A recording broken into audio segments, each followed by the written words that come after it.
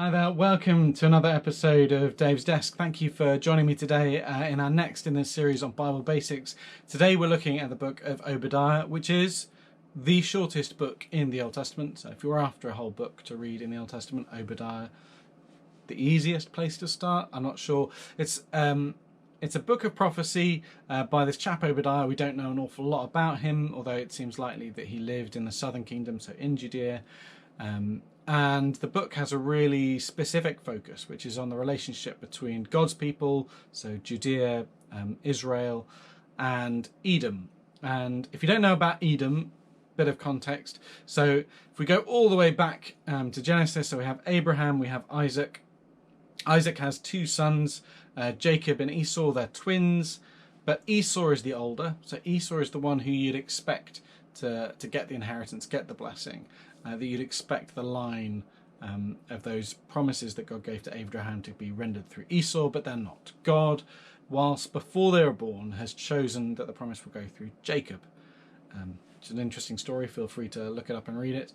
But essentially it means that Edom and Israel are all descendants of Abraham, all descendants of Israel, but one is the nation of the promise and one isn't.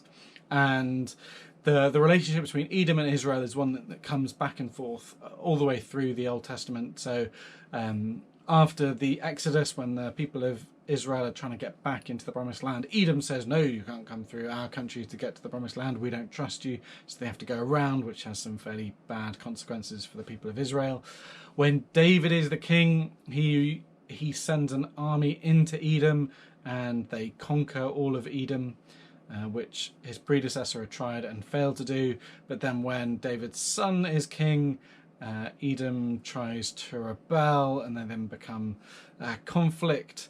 After Edom is sort of independent-ish again, Israel or Judea and Edom become allies, battling against the sort of the bigger nations, battling against Moab, who are sort of Israel's worst enemies, Judea's worst enemies. And so we have this really complex relationship. But sort of just before Obadiah starts writing, there had been allies most recently, and that they still understood each other to be sort of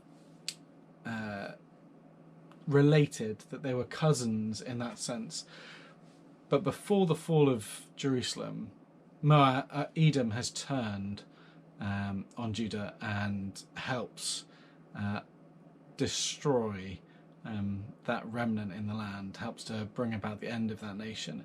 And Obadiah's prophecy is essentially just saying, look, what goes around comes around. That as you've betrayed the people of God, as you've betrayed your family, so you will be betrayed in turn. So the bad things that have fallen on us, when the day of the Lord comes, which we talked about in a previous video, the day of God's judgment, when that day comes, this will be remembered. Your actions here will be remembered. And I think, you know, it's quite clearly it's a specific word to a specific people at a specific time. It's not just something we can generally apply, that what goes around comes around necessarily. But I think it's worth remembering that God is that God of justice, that where people betray God's people, where people turn on us and vilify us because we're God's people, that we can trust that God sees that and God knows it happens. We don't have to take vengeance. The people of Judah couldn't get any justice back for the betrayal they suffered at the hand of their cousins. But God saw and God said no, there will be justice.